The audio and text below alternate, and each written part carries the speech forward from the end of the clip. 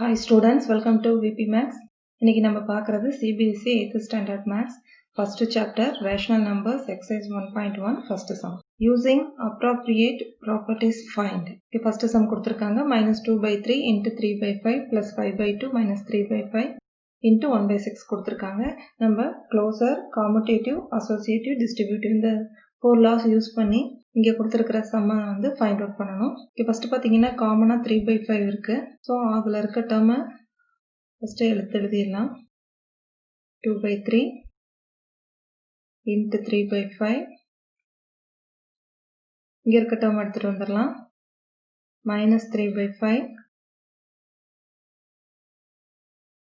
into 1/6 இங்க remaining இருக்க plus 5/2 அப்படிங்கிற டேர்ம். இப்போ இந்த டேர்ம்ஸ் எடுத்துக்கலாம். இப்போ நம்ம எழுதியிருக்கிறது பார்த்தீங்கன்னா காமுடேட்டிவ் ப்ராப்பர்ட்டி.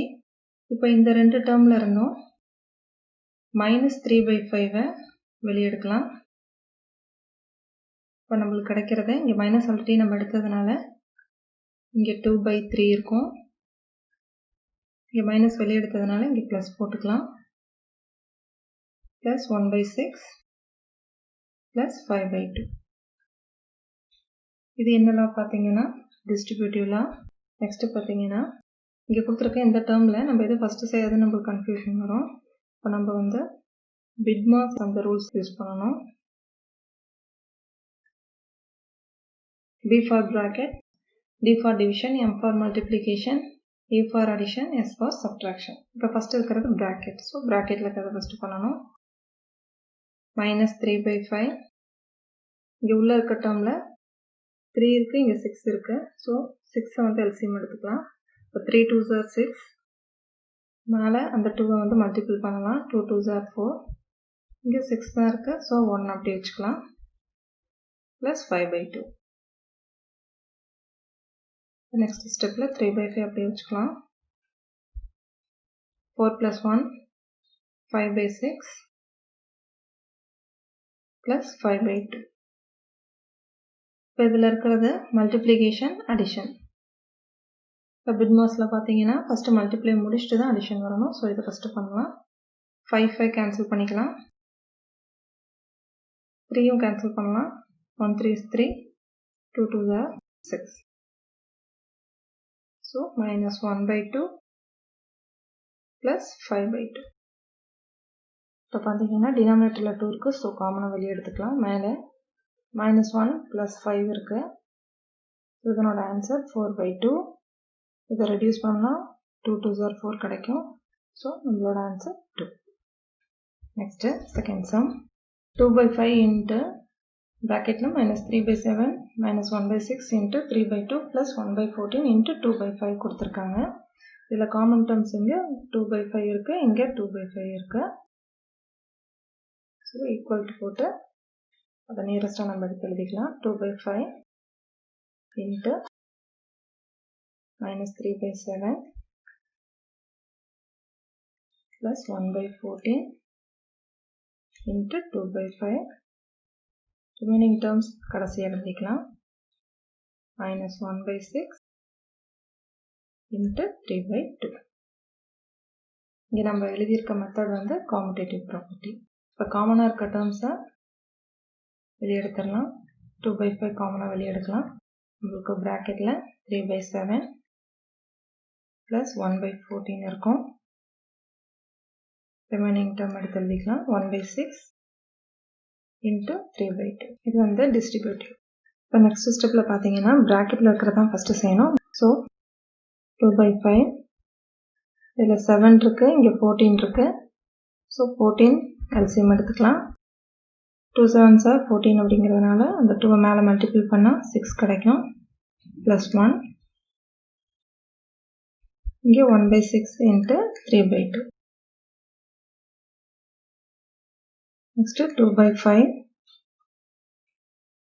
-6 + 1 -5/14 கிடைக்கும். -1/6 இன்ட்டு 3/2. இப்போ 5 கேன்சல் பண்ணிடலாம். அது மாதிரி 1 இங்கே 7 கிடைக்கும் கேன்சல் பண்ணால். 3 2 கிடைக்கும். இங்கே remaining term minus 1 by 7 minus 1 by 4. இங்கே மைனஸ் காமனாக வெளியே எடுத்துடலாம். இது ரெண்டுக்கும் எல்சிஎம் எடுக்கிறப்போ 28 கிடைக்கும். 7 4s are 28. ஸோ மேலே இங்கே 4 ப்ளஸ் இங்கே 7. So minus 4 + 7 11. 11 by 28. Next second sum பார்க்கலாம். Write the additive inverse of the following. Additive inverse அப்படிங்கிறது இப்போ ஏன்னு ஒரு டேர்ம் இருக்குன்னா அதனோட additive inverse வந்து மைனஸ் ஏ. சப்போஸ் மைனஸ் ஏன்னு ஒரு டேர்ம் இருக்குன்னா அதனோட additive inverse வந்து பிளஸ் ஏ. இப்போ ரெண்டுத்தையும் ஆட் பண்ணுறப்போ நம்மளுக்கு கிடைக்கிற ஆன்சர் வந்து 0வாக தான் இருக்கணும். அதுதான் additive inverse. இப்போ இங்கே கொடுத்துருக்க டேர்ம் பார்க்கலாம். 2 by 8ன்னு கொடுத்துருக்காங்க. 2 by 8ஓட additive inverse பார்த்தீங்கன்னா minus 2 by 8. அடுத்தது minus 5 by 9 கொடுத்துருக்காங்க. இதனோட additive inverse 5 by 9. இங்கே minus 6 divide by minus 5ன்னு கொடுத்துருக்காங்க. இது பார்த்தீங்கன்னா minus of minus a அப்படிங்கிற மீனிங் எப்பயுமே minus into minus plus A தான் நம்மளுக்கு கிடைக்கும். So minus 6 divide by minus 5 நம்ம எப்படி எழுதிக்கலாம் 6 by 5ன்னு எழுதிக்கலாம். ஸோ இதனோட additive inverse பார்த்தீங்கன்னா நம்மளுக்கு கிடைக்கிறது minus 6 by 5.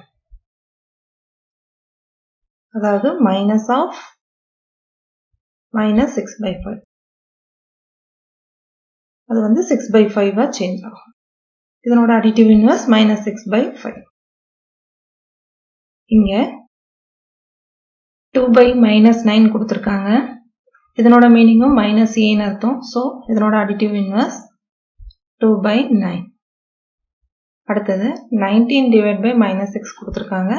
இதனோட additive inverse 19 by 6. Third sum, verify that minus of minus x equal to x for அப்படின்னு கொடுத்து ரெண்டு சம் கொடுத்துருக்காங்க. இப்போ இங்கே எக்ஸோட வேல்யூ பார்த்தீங்கன்னா 11 by 15 இருக்கு. இதை minus of minus x ஃபார்மேட்டில் நம்ம எழுதலாம். ஸோ minus of minus xக்கு பதிலாக 11 by 15. So minus into minus plus ஆயிரும். நம்மளுக்கு கிடைக்கிற ஆன்சர் 11 by 15. இந்த ஆன்சர் எதுக்கு ஈக்குவல் எக்ஸுக்கு ஈக்குவல். அடுத்தது X equal to minus 13 by 17 கொடுத்துருக்காங்க. இங்கே மைனஸ் ஆஃப் மைனஸ் எக்ஸில் சப்ஸ்டியூட் பண்ணலாம். மைனஸ் ஆஃப் எகெயின் ஒரு மைனஸ், இங்கே எக்ஸில் ஒரு மைனஸ் இருக்கு. So minus 13 by 17. இந்த ப்ராக்கெட் க்ளோஸ் பண்ணலாம். நெக்ஸ்ட் இந்த ப்ராக்கெட்டையும் க்ளோஸ் பண்ணலாம். இப்போ இன்னர் மோஸ்ட் ப்ராக்கெட், தென் இங்கே இருக்கிற minus minus minus into minus plus ஆயிரும். ஸோ 13 by 17 நம்மளுக்கு கிடைக்கும். இது எப்படி எழுதிக்கலாம் மைனஸ் 13 by 17.